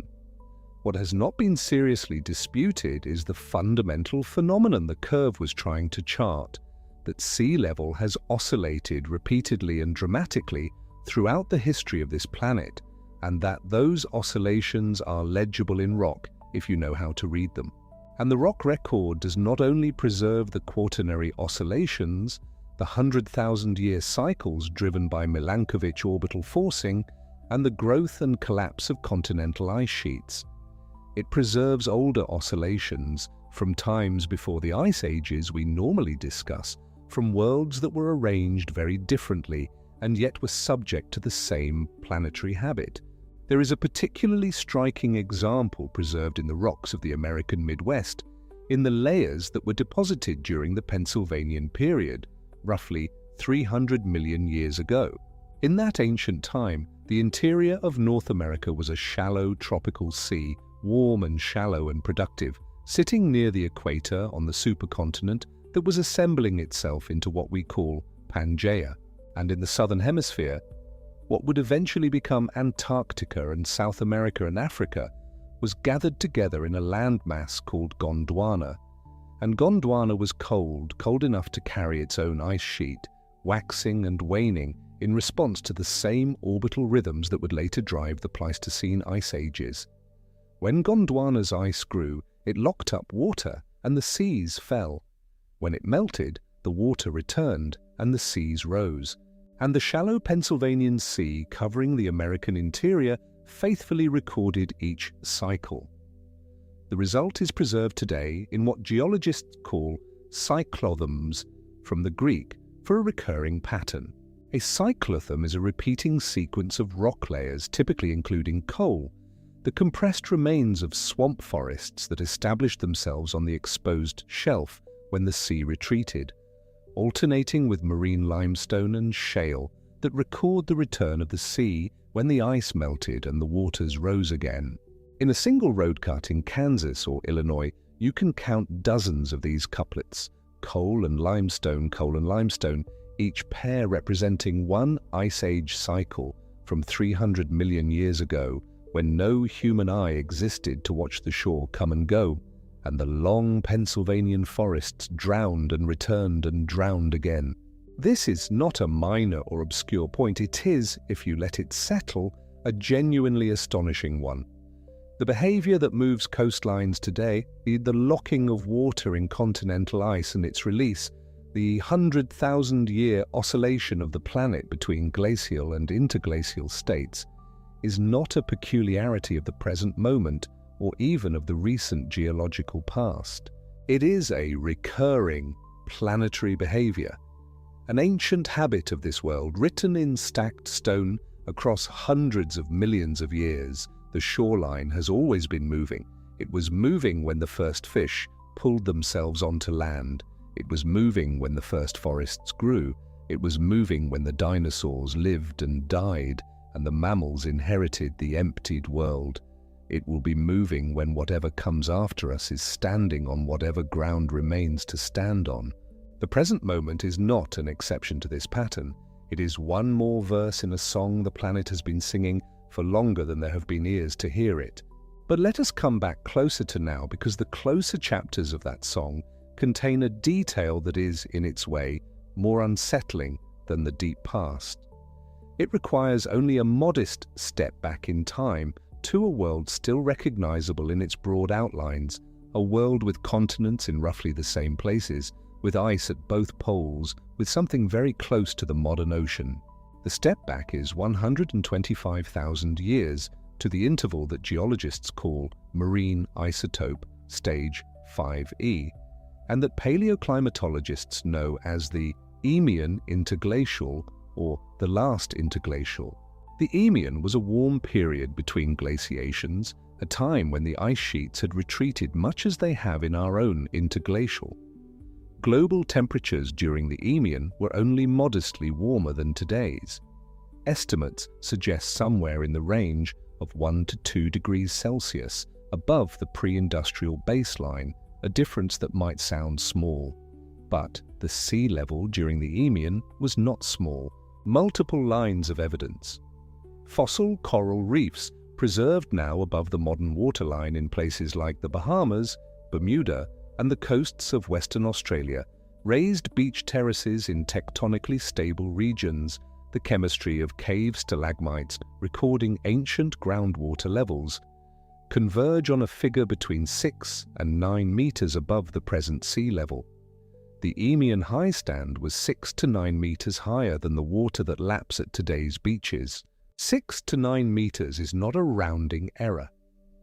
At 6 meters, the flood maps of every major coastal city in the world look very different. At 9 meters, they look different in ways that are difficult to describe without resorting to numbers that feel implausible, but are not.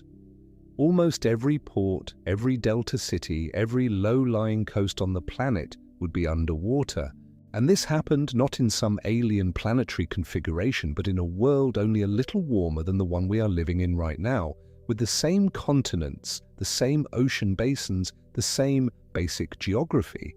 The Eemian is not a warning that requires speculation about the future. It is a record of what has already happened, carved into elevated coral reefs and raised beaches and the chemistry of ancient stone. The Eemian high stand is recorded in the benthic D18O record, the oxygen isotope ratio measured from the shells of tiny creatures that lived on the seafloor and whose bodies are preserved in cores drilled from the deep sea sediment.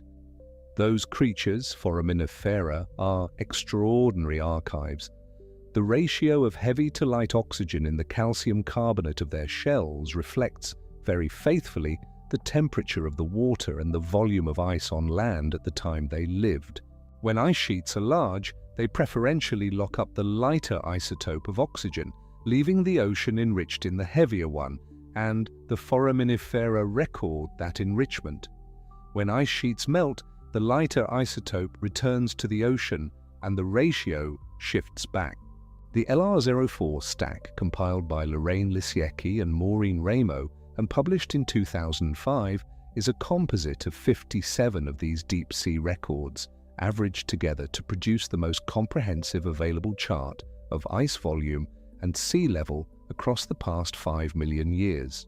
It is a winding, oscillating curve, and it shows with great clarity the repeated rhythm of ice ages and interglacials, the sawtooth pattern of slow glacial buildup and rapid glacial collapse, the periodicity that matches the Milankovitch cycles described earlier in this journey.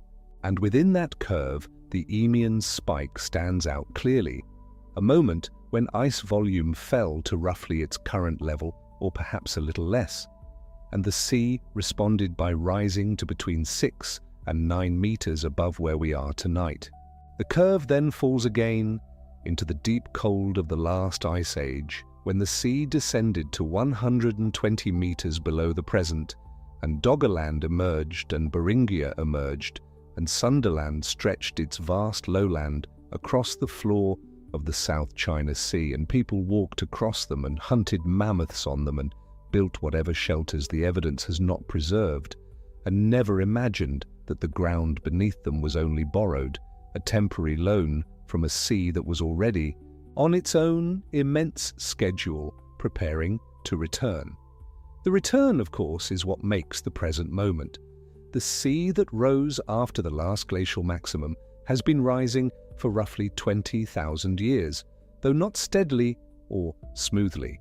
The early pulse of deglaciation was rapid, punctuated by events like the drainage of glacial lakes, when enormous quantities of fresh, cold meltwater poured into the North Atlantic and temporarily disrupted the ocean's circulation and altered the rate of warming.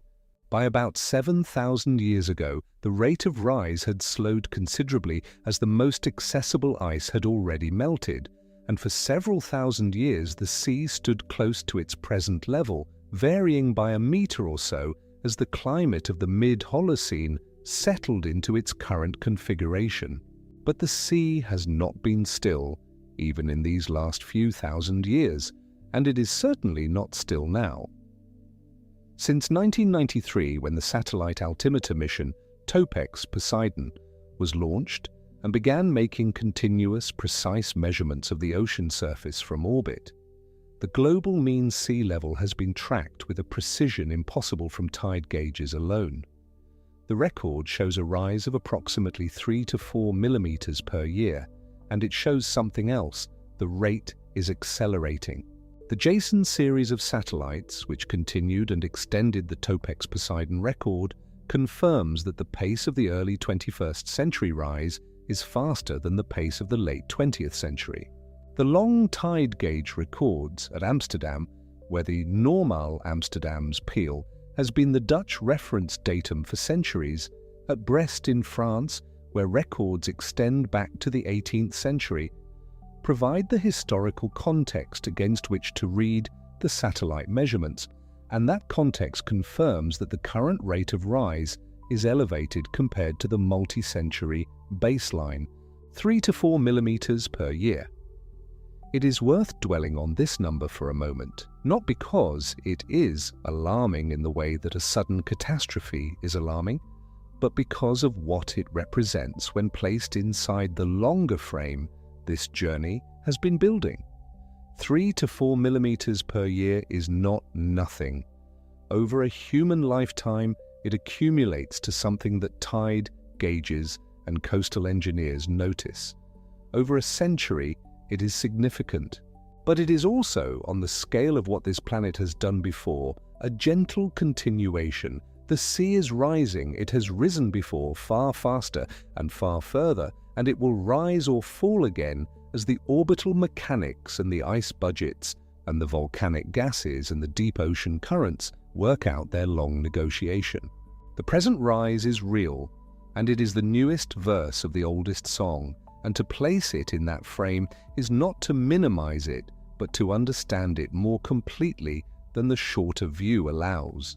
And the shorter view tends to leave something out that the longer view cannot, the upper limit. If the ice that remains on this planet were to melt entirely, not tomorrow, not in any human political time frame, but eventually under conditions that the deep past suggests are not thermodynamically impossible, the sea would rise by roughly 65 to 70 meters above where it stands now. Antarctica, which holds the great majority of the world's land ice, contains enough water to raise global sea level by approximately 58 meters on its own. Greenland holds enough for another 7 meters or so. The remaining mountain glaciers and ice caps add a further fraction of a meter, 65 to 70 meters total. At 65 meters, the map of the world is not recognizably the same map. It is a different distribution of land and sea. London, Amsterdam, New York, Mumbai, Shanghai, Sydney. These are not flooded versions of themselves. They are features of the seabed, covered by tens of meters of water. The Great Plains of North America are a shallow inland sea. The Amazon basin fills and merges with the Atlantic. The English Channel, which at the last ice age's peak was a dry river valley, becomes a stretch of deep water larger than it is now. The Adriatic drowns the Po Valley. The Baltic swallows the low countries of northern Europe entirely. Every coastline on every current map is relocated dozens of meters higher in elevation, leaving behind a geography that would require entirely new place names because the places bearing the old names no longer exist at the surface.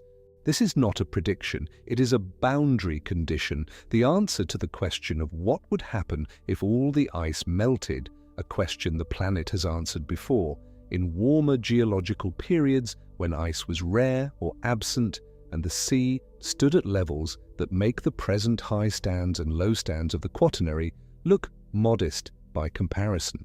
The Cretaceous Sea, when dinosaurs lived and the deep chalks of England were being laid down on the floor of a warm, shallow epicontinental ocean, may have stood 60 or 70 or more meters above the current level, though the uncertainties at such distances in time are large. The point is not the precise number, but the reality that the range of sea levels this planet has experienced is far wider than the range we typically think about when we think about sea level as a current problem. And then there is the other direction, the thing that is changing on the longest scale of all, so slowly that even the Milankovitch cycles seem rapid beside it. The moon is moving away from the Earth. It has been moving away since it formed, a consequence of the tidal interaction between the two bodies, which transfers angular momentum from the Earth's rotation to the moon's orbit.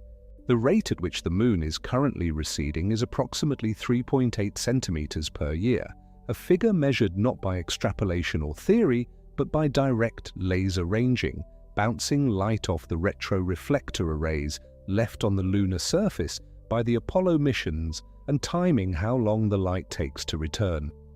3.8 centimetres per year. The Moon was closer in the deep past, and the tides it raised were higher and stronger. It will be farther in the deep future, and the tides will be weaker and longer. The rhythm of the waves breaking on whatever shores exist in 50 million years will be measurably different from the rhythm of the waves breaking tonight, not because of anything the climate or the ice sheets have done, but because of the slow, gravitational renegotiation of a two-body system that has been running since long before any shore existed to feel the tide. Nothing about the coast is fixed. Not the water, not the land, not the geometry of the Moon that pulls the twice-daily surge up the beach and lets it fall again. The shore is a dynamic boundary in every sense, at every scale, from the twice-daily breathing of the tides to the 100,000-year swing of the ice ages to the 100-million-year drift of the continents themselves. It has never been a line on a map. The line on the map is a convenience, a fiction useful for navigation and property law, and the printing of atlases, a single frame extracted from a film that has been running for billions of years and shows no sign of stopping. Sequence stratigraphy, that quiet science of reading what rock remembers, is perhaps the most honest statement of this. When a geologist opens a cliff face and begins to identify its surfaces, here a sequence boundary where the sea retreated and the land was exposed, here a maximum flooding surface where the water was at its deepest and most transgressive, here a transgressive systems tract where the shoreline was moving inland and the beach was burying the swamp that had stood before it. What they are doing is making the fiction of the fixed shore visible as fiction. They are showing that the same point in space has been, at different times, the bottom of a deep ocean and the top of a dry beach and everything in between, and that it will be again, in its own time, in whatever order the planet's long arithmetic next dictates.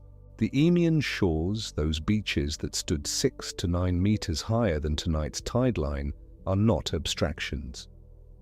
They are real places, geologically recent, still preserved in the elevated coral reefs and wave-cut notches of stable coastlines around the world. They were once stood on.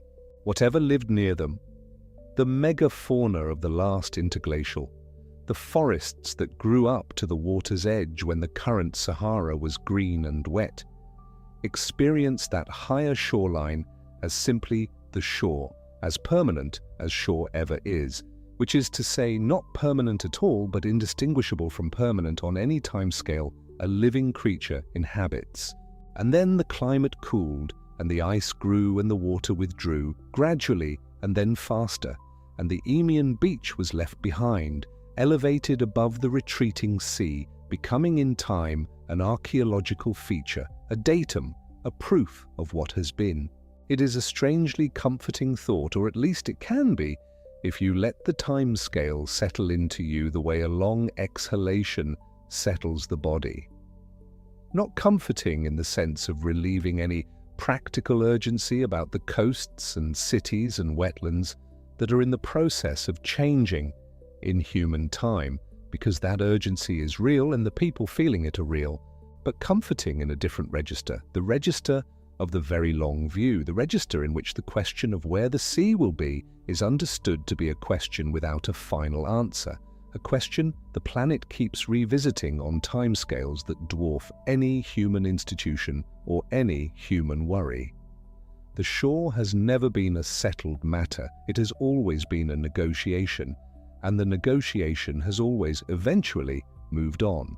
There are places in the world where you can feel this most concretely, perhaps by watching not the sea but the land.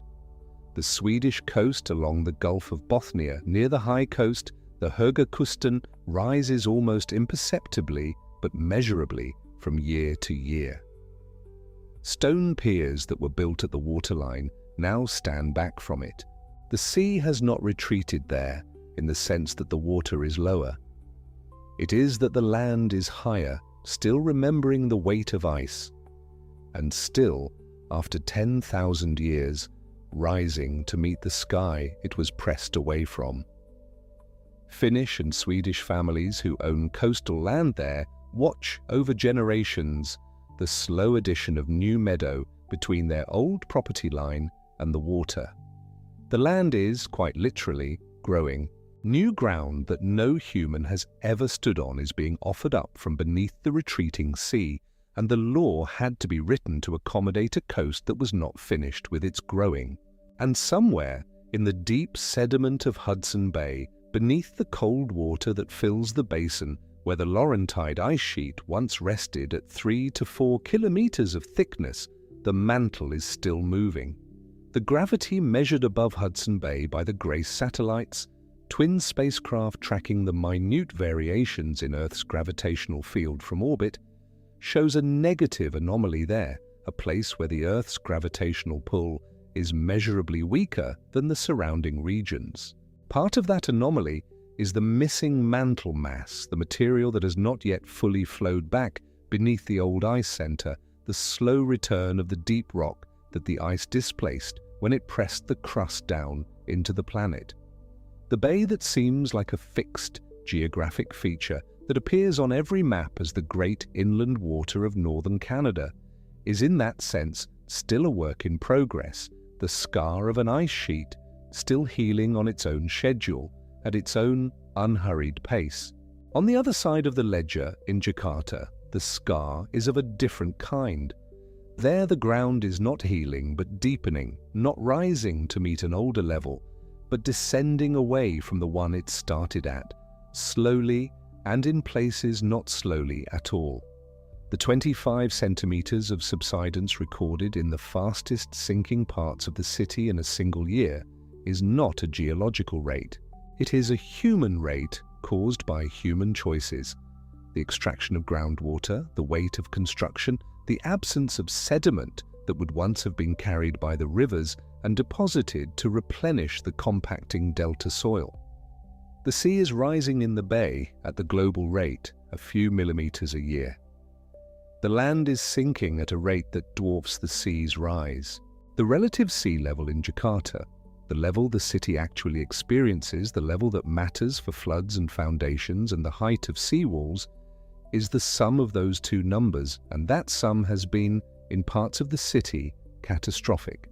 The decision to build a new national capital at Nusantara on the island of Borneo is one answer to that sum. It is an acknowledgement, at the scale of a national government, that a coastline is not a fixed asset, that the ground beneath a city has its own requirements and its own timeline, and that the economics of managing the relationship between a sinking land and a rising sea may, at a certain point, be exceeded by the economics of simply moving.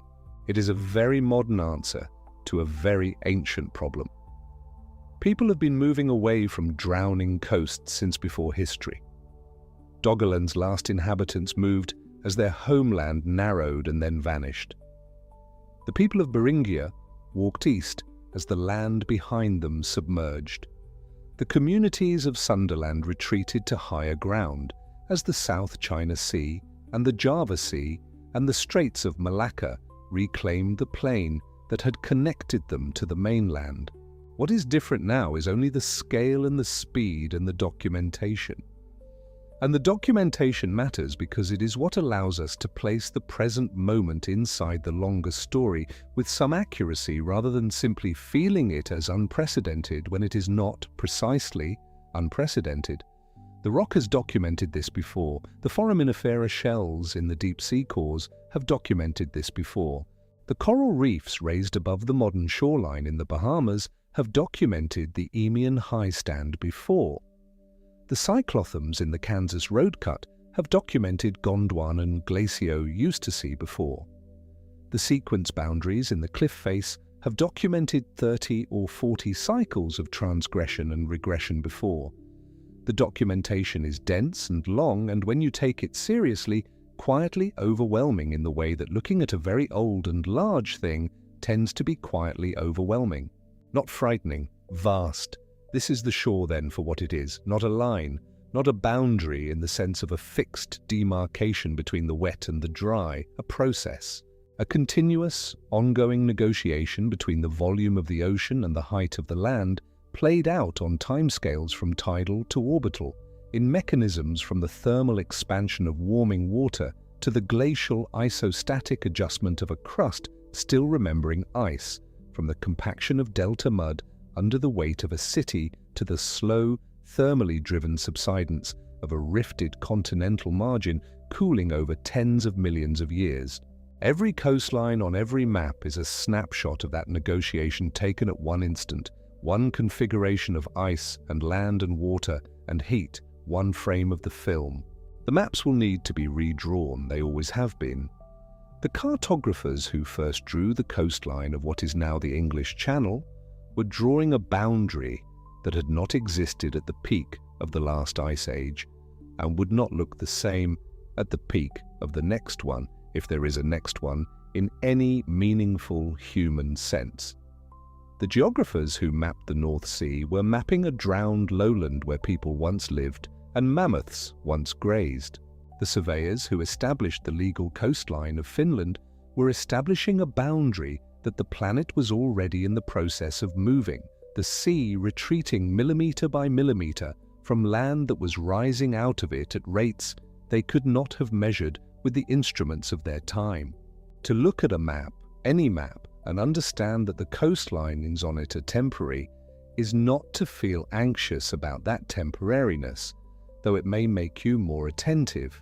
It is to feel, if you can hold the long view, something more like awe at the scale of the system, at the number of mechanisms operating simultaneously at different time scales to produce the edge of the land at any given moment, or at the patience of rock which records each shore as it passes without commentary or preference, simply layering one set of sediments over the last, waiting for someone or something to come along and read it, or at the smallness of the human moment inside the planetary moment, and the planetary moment inside the astronomical moment, and the astronomical moment inside the deep time of the universe which contains all of this in a way that does not require it to matter or not matter, only to continue.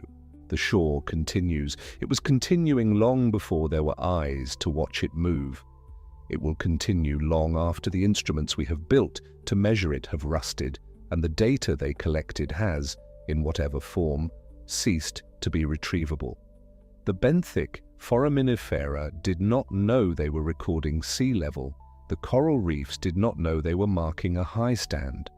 The sediments of the Pennsylvanian cyclothams did not know they were documenting Gondwanan glaciation.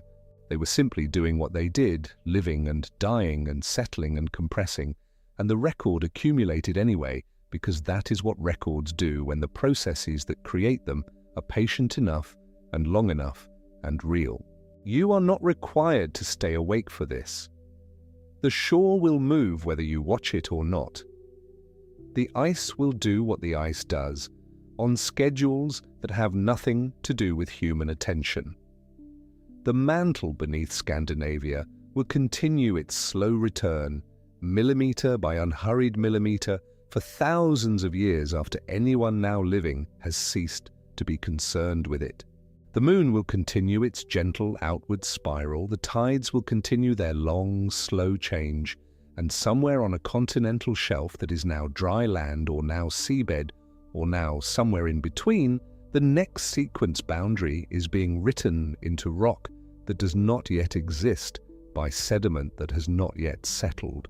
If you can feel, before sleep takes you, the ground you are lying on as something that has a history much longer than any use you or anyone you know has made of it, if you can feel the land beneath as one plate in a vast stack, each plate a former shore, each one a record of a sea that came and went and came again, then something of what this journey has been trying to say has settled into you in the way that the most useful things tend to settle, not as information you will have to work to recall, but as a shift in the way the world feels when you are not thinking about it directly. The coastline is not a border, it is a truce, a temporary arrangement between forces that have been negotiating since before there were coastlines, and that will go on negotiating long after the current arrangement has been superseded by the next one. And there is something restful when you are this far into the dark and this close to sleep, in the knowledge that the planet does not need your help to manage this negotiation. It has been doing it for longer than the human mind can truly hold, and it will do it for longer still. The work continues without you tonight. The shore moves on its own, the layers settle, the record accumulates, and wherever you are lying, whatever ground is beneath you, it has been shoreline before and may be shoreline again, patient and indifferent and quietly, endlessly becoming something else.